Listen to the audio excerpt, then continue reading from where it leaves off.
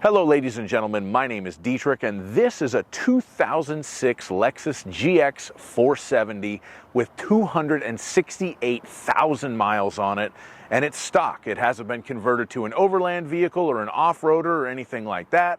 It's got a clean Carfax, never been crashed, never been totaled, 2 owners, almost no service history listed. So what we're going to do is we're going to review this vehicle, we're going to check out the details on it, we're going to see what still works. We'll talk about what was a first-generation Lexus GX. We'll have a look at the engine and the transmission. We'll measure out the cargo space. We'll look at the passenger room. And we'll have a look at the features on this vehicle. And as always, if some of that sounds good and some of it doesn't, check out the description below for timestamps. So what was a Lexus GX470? Well, when it comes to sport utility vehicles, Toyota and Lexus only know 3 words: more, more, more. So the first Lexus SUV was the LX450. That was a version of the Land Cruiser at the time. And then, of course, they had the ubiquitous RX. The RX 300 was the first one of those, but they felt like they needed something in the middle, something a little bit less expensive than the LX, but something more expensive, more capable, bigger than the RX. So then came the GX. This was Lexus's 3rd SUV. It's actually based on the Land Cruiser Prado chassis from the rest of the world, or at least at the time from the rest of the world, but it was definitely luxed up for Lexus duty in the US, and it got the V8 engine and the air suspension from the then new Toyota 4Runner 3rd generation. Those features were options on the 3rd gen 4Runner, but all of the GX470s had them.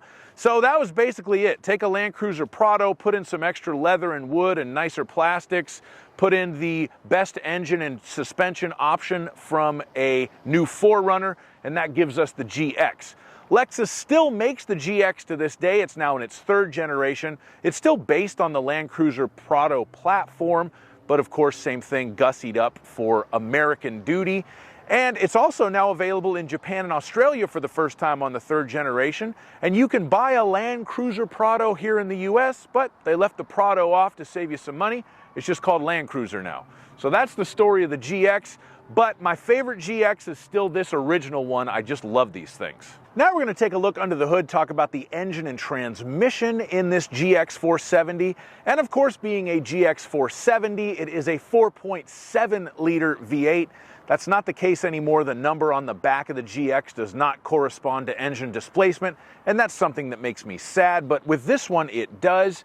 This is Toyota's legendary 2UZ-FE engine. They used it in the Tundra trucks as well, and the Sequoias. This engine is fantastic. It's smooth, it's torquey, it's reliable. Not huge power outlet. This car is rated at 263 horsepower and 323 torque. Interestingly enough, on the 05 GX470, the year before this, it was 270 horsepower and 330 torque. So this one lost 7 in both categories, but it's only because the Society of Automotive Engineers changed how they rated net horsepower. So technically the output was the same, the measurement was just a little bit different. All GX470s came with the 5-speed automatic transmission and a full-time 4-wheel drive system with 2-speed transfer case. Really a bulletproof drivetrain, and that shows by the mileage on this car and how well this engine still runs. I will have a point of view test drive video on this car if you'd like to check that out. There'll be a link to it in the description. Now we're going to measure out the cargo space. So we're going to open this giant swing out back door. I've actually never really liked that feature because it seems like if you're parallel parking or something, it could be hard to get to the cargo area. But I'm sure many of you have fond memories and nostalgia from owning one of these now or owning one in the past, so you can tell me how great it is in the comments. But meanwhile, I'm going to get my laser tape measure and do some measuring just out of habit. The length of the cargo area with the 3rd row seat up is 10 inches.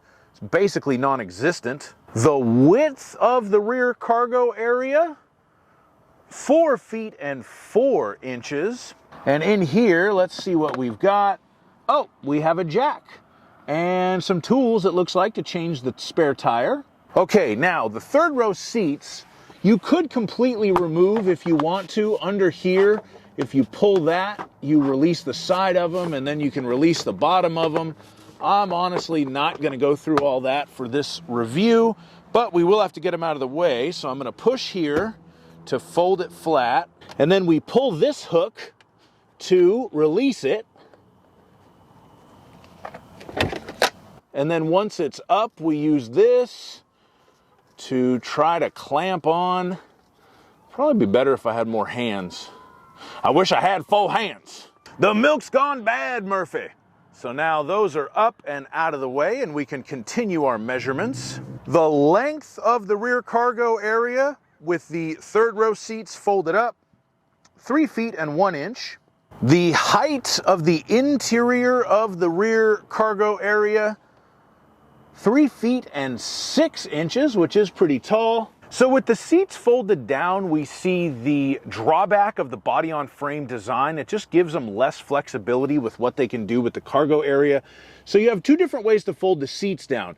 You can do it like that, where they're just kind of out of the way, or you can fold them up and out of the way, which does require moving that front seat forward more to have them like that. And even then, you really don't have a flat load floor. It actually slopes down a little bit. You've got the big hooks for the seat in the middle of it. But that is what the cargo area looks like. So let's take some measurements. With the rear seats in the sort of folded down but still taking a lot of space configuration, the length is about 5 feet 7 inches. I say about because that's the measurement to the back of the driver's seat right there. And with them folded all the way up and out of the way, still the measurement is 4.7 inches. So that seat takes up a foot, which makes sense. I mean, that's about a foot right there. So yeah, honestly, not the most amazing cargo area in the Lexus GX470. And if you need to lift something into the back of it, my measurement is 3 feet, although I must admit that may have something to do with my air suspension. Well, it's not my car, but I'm pretty sure the air shocks in the back are still up, and in the front they've lowered down from when I was testing that. So they may need some attention, the air shocks in this car. But let's look under here. Does it have a spare? Yes, it does. We do have a spare tire. Is it a full size? I think it is. We got a full size spare in the old GX470. Oh, and check this out. This is cool. Look at these tools. I don't think they've really ever been used. Maybe the tire iron's been used, but the rest of them, like for the jack, I don't think so. Man. It's rare to see a car with this many miles in still relatively good shape like this. Now we're going to check out the passenger space. For this measurement, I will use myself. I'm 6'5", so let's see if I can sit behind myself in the GX470.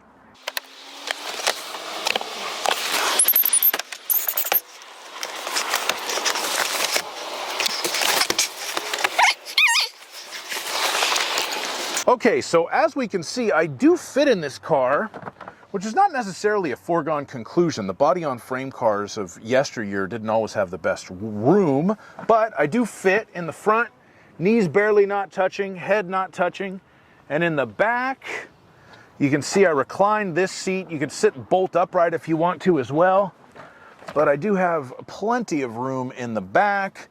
This car does have the rear seat entertainment.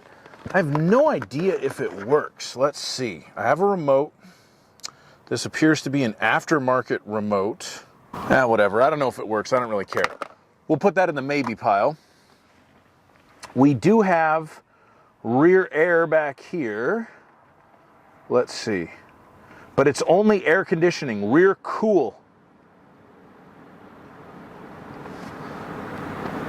I don't know if it'll actually give us heat, because it just looks like blue. I can change the fan speed. I've got air vents up here. Ooh, we have them for the third row as well. That's good. But I think it's just AC back here. I don't know. Correct me if I'm wrong on that, but it does seem to work. It is blowing cold. Oh, here we go. Okay. If I bring this back down, is there a power button? Volume, headphones, video, mono? I don't know if the rear seat entertainment works, to be honest. I'll try to figure that out. For the third row seat, actually, you do have pretty decent leg room back there, at least with the seat bolt upright. You have one cup holder. And if I go this way, We also have a household style power outlet right down there. Ooh. Here's something you certainly don't get in a new GX470. Ashtrays. I don't think they've ever been used. This doesn't smell like smoke. It's a non-smoker car. This thing is sweet. Okay, now we're going to start moving on to the features and see what still works in this GX470. And so far, as far as I can tell, almost everything does, but let's try the air suspension. Now, I got pump noise. So this is Dietrich from the future while editing this thing. The air suspension is not fully functional to raise and lower the height. As you can see from the footage, the rear end goes up but doesn't really come back down, and the front end doesn't do much. That's what we're going to say about it, because I couldn't really tell what was going on while sitting in the vehicle, and I'm going to save you the interminable footage that ensued. Here we are inside of the car, and we're going to talk about what works and what doesn't work in here, and a lot of it works. The one thing that I don't think works is the tire pressure monitoring. That light is on, and I checked the air pressure in the tires this morning. One of them was a little bit low. I filled it up, and it's still on even after driving it for about, I don't know, 10, 15 miles. So there may be an issue there. However, there is a secret button down here so that you can register 2 sets of tire pressure monitoring sensors on 2 different sets of wheels. I have a feeling they did that for off-roading if you were going to swap out off-road tires, but I don't know. I haven't played around with that to see if I can get the tire pressure warning light to go away. I don't really care if that's the only major fault with this car. I will take that as a win. Right above that, there's another funny button, second start. What does that mean? Is this car a born-again Christian? Well, no. If you push that button, it will always start off in second gear, kind of for like snowy conditions, that sort of thing. That does work. I've played with that. We'll turn it off because I don't need it. It's not snowing. And then right down here, we have another funny button, RSCA off. That turns off the rollover sensor for the curtain airbags. That is for off-roading as well. If, I don't know, you're going to go at some pretty extreme roll angles and you don't want your airbags to pop out. It's pretty crazy. They'd give you a button to just go ahead and turn that off. Probably have to hold it. There it is. So apparently it still works, but I'm not going to test that. Now, in this screen, the last time I did one of these, I did it with a Lexus GX470, and a bunch of stuff didn't work on that one, but this one is much better. My air conditioning, my heating, and my heated seats all work. I've tested that. The navigation system still works. It is as it was in 2006, but it works. The CD player works. It's actually a CD changer, and I've been listening to Phil Collins' hits, and it sounds fantastic on the 240-watt Mark Levinson sound system. Interestingly enough, you can get a Mark Levinson reference audio system on the new GX that has 2,400 watts, 10 times the wattage of the 2006 model. I highly doubt it's 10 times better. Let's try something. Does the tape player work, baby? I've got Kenny Rogers' Christmas. It's probably not even copyright ID'd by YouTube. Actually, what am I talking about? Oh my gosh. Oh no. It ejected Kenny. Oh, do I need a pencil? Hang on. I kind of tightened up the tape. Oh! Kenny Rogers' Christmas. The tape player works. After 268,537 miles, we have a functional tape player. Amazing.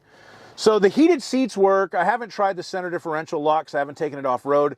The power outlet works. I use that to plug in my little air pump to pump up the tires. This bit right here does not light up at night, so I don't know if that's a fault or if just they didn't put interior lights down there. I'm pretty sure it's probably a fault. I'm pretty sure the air suspension height adjustment is iffy at best. I haven't tried the downhill ascent control because I'm not going to take this thing off-roading. That'd be hell to break it. Same goes for the four-wheel drive system. Haven't really put it in low four-wheel drive or anything. We've just been cruising. Does the moonroof work? Oh! We found a fault. The moonroof does not work. How about the windows? Good. Good. Good. Ooh! Ooh, all the way down in the back, all the way down. Windows all work, perfect. Actually, I haven't even adjusted the mirrors. Power mirror works. Power mirror works. The power steering column works. Both the power seats work. There's a bunch of features in here. What am I missing? So my faults are probably the tire pressure monitoring system, the moonroof, the air suspension. I don't know, that's not bad really. I even think that, hang on, is my Bluetooth hooked up?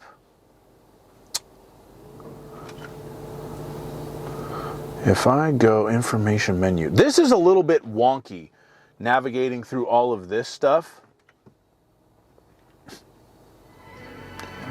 That's so funny, the tape player. I haven't listened to a cassette tape in forever. Let's see, info, telephone.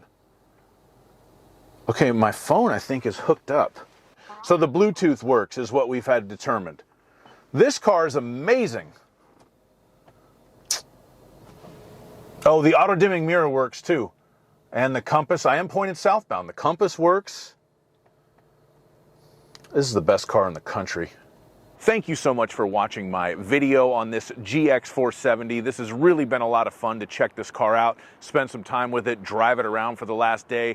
I really love these things. They're great cars. And whoever ends up with this one, I hope they love it and enjoy it for a long time. And I hope they at least have some modicum of taste with the mods that they will inevitably do to it. If you're interested in more content like this, I do have a test drive video on this car that I'll put a link to in the description. And I also did a similar video on a 2007 Lexus GS350, so you can check that out as well. As always, please like my video and subscribe to my channel, and please have a great day. Bye-bye.